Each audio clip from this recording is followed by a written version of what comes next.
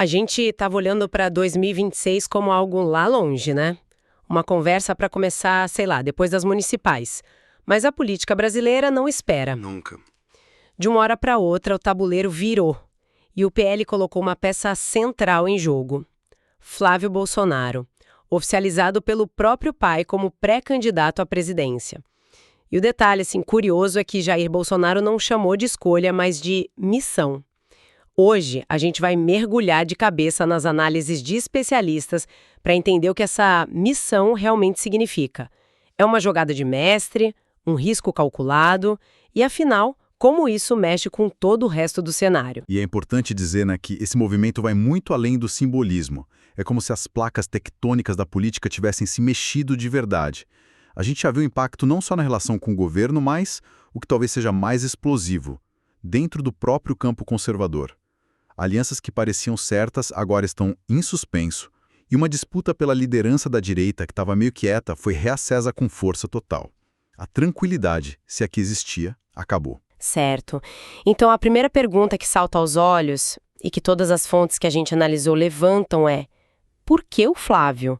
A gente ouvia muito falar em outros nomes, Tarcísio de Freitas, com a máquina do governo de São Paulo. O nome mais óbvio, para muitos. Exato, e tinha a Michele Bolsonaro, com apelo popular, um carisma próprio. Por que arriscar no filho? Me parece que a aposta do PL é naquilo que é mais seguro para eles, a marca. Manter o sobrenome Bolsonaro no centro de tudo. Exato, mas não é só isso. Se fosse apenas pela marca, talvez a Michele fosse uma aposta até mais forte em termos de carisma puro, sabe? O que torna a escolha do Flávio tão interessante é a dualidade que ele representa.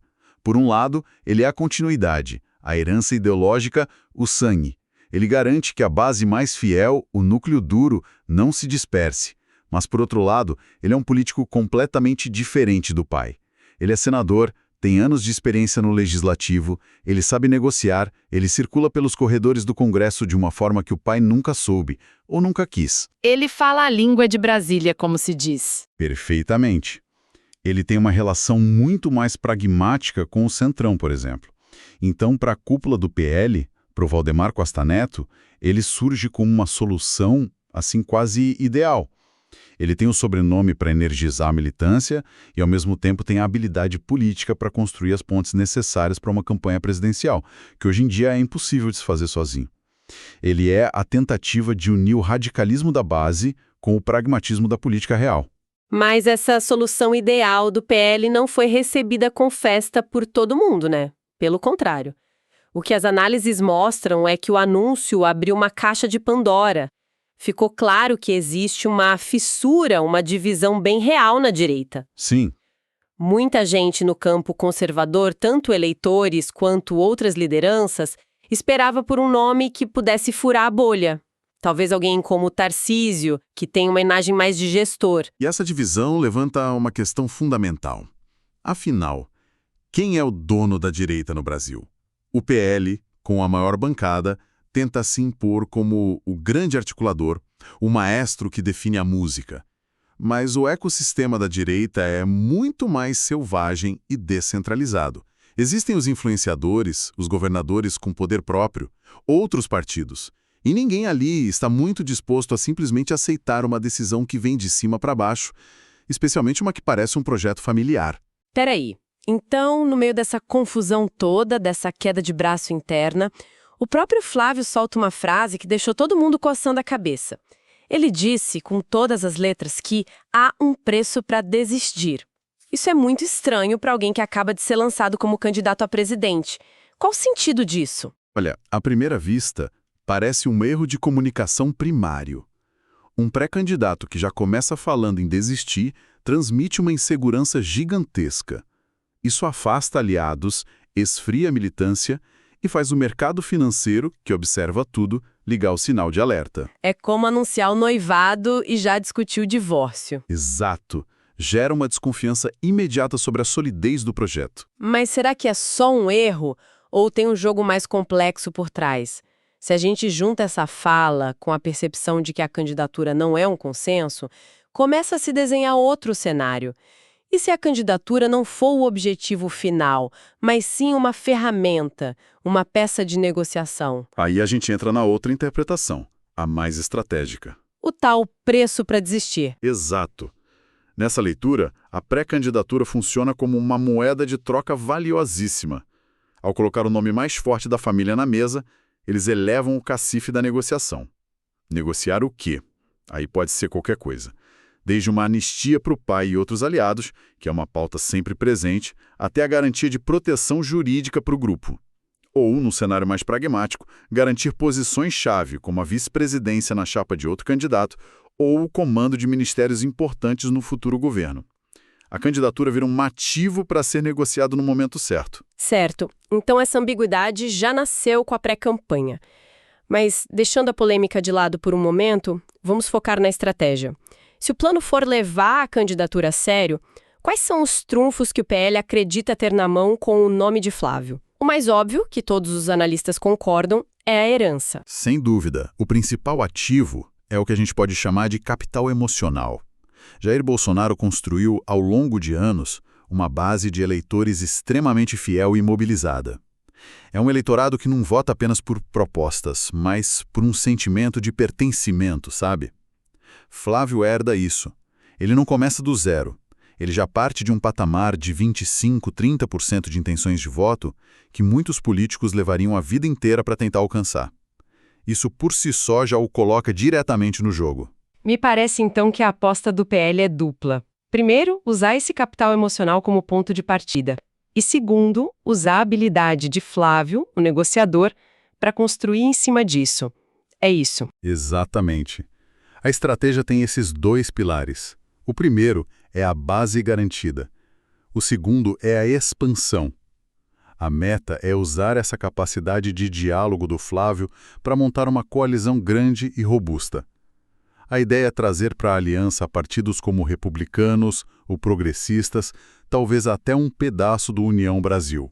O que significa mais dinheiro, mais tempo de TV. Mais tempo de televisão e rádio, mais palanques regionais.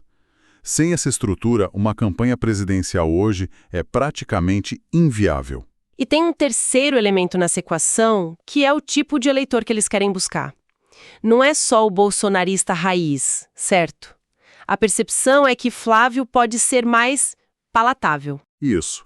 A aposta é que ele consegue atrair um eleitorado de centro-direita que, em 2022, até votou no Lula no segundo turno por rejeição ao ex-presidente, mas que não tem nenhuma simpatia pela esquerda. É aquele eleitor que quer uma alternativa ao PT, mas que se assustou com o estilo mais confrontador, as polêmicas constantes de Jair Bolsonaro. A tese é que Flávio, com perfil mais moderado e focado na articulação política, poderia ser essa ponte. Ele conseguiria manter a base engajada e, ao mesmo tempo, reduzir a rejeição para furar o teto eleitoral do pai. Ok, a aposta parece clara e até faz sentido no papel. Mas toda aposta tem um risco. E carregar o sobrenome Bolsonaro não é exatamente um mar de rosas. O mesmo nome que abre as portas da base fiel pode fechar muitas outras. A bagagem que vem junto é bem pesada, não é? As fontes que vimos são claras sobre o desgaste com as questões jurídicas. O primeiro, como a gente já falou, é aprofundar a guerra civil na direita. Ao insistir um projeto familiar, eles dão um argumento perfeito para os adversários dentro do mesmo campo. Um governador como o Tarcísio ou Ronaldo Caiado pode se apresentar como a verdadeira renovação, o candidato que representa o futuro, enquanto Flávio representaria o passado, um projeto de poder dinástico. Isso pode fragmentar o voto conservador de uma forma perigosa para eles. E além da briga interna, tem um fator que parece ser o mais imprevisível e talvez o mais decisivo de todos: o próprio Jair Bolsonaro. O nível e a forma de envolvimento do pai são absolutamente cruciais.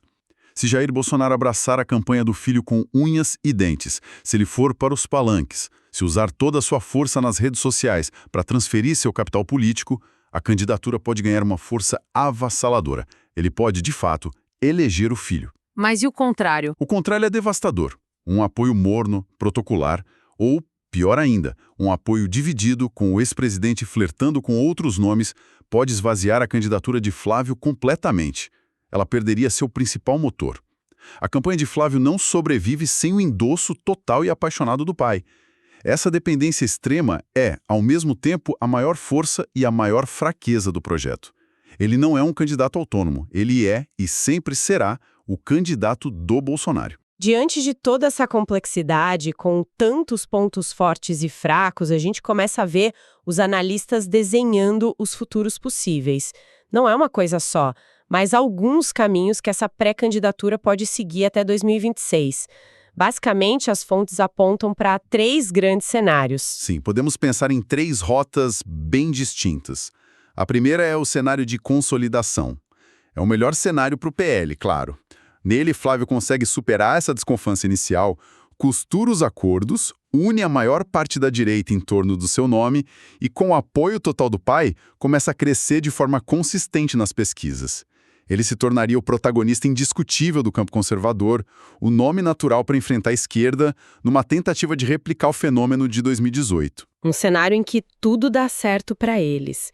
E o plano B, se as coisas não saírem como esperado? Aí entramos no cenário de estagnação.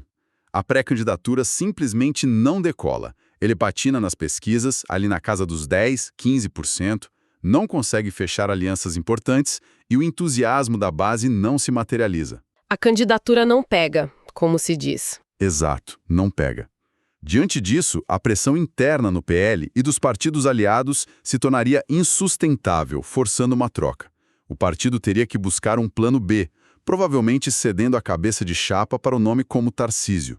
E Flávio recuaria para uma posição secundária, talvez tentando a reeleição no Senado para não sair de mãos abanando. E o terceiro cenário, que nos leva de volta àquela declaração polêmica sobre o preço para desistir. Exatamente.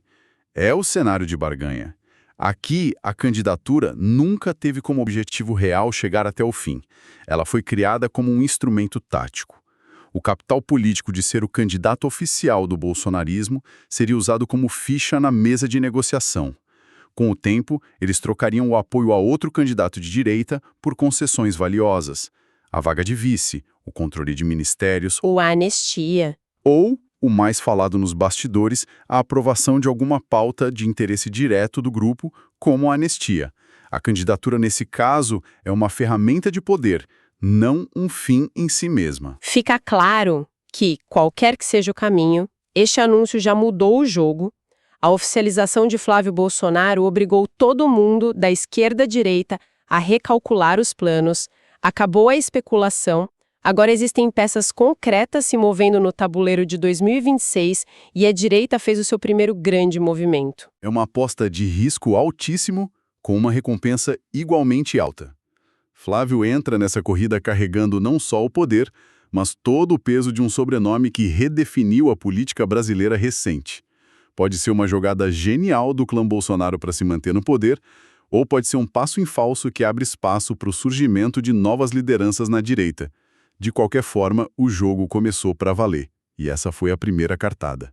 E tudo isso que a gente conversou nos deixa com uma pergunta para pensar. Se a candidatura de Flávio representa, acima de tudo, a continuidade de um projeto familiar, que tipo de renovação a direita brasileira está realmente procurando?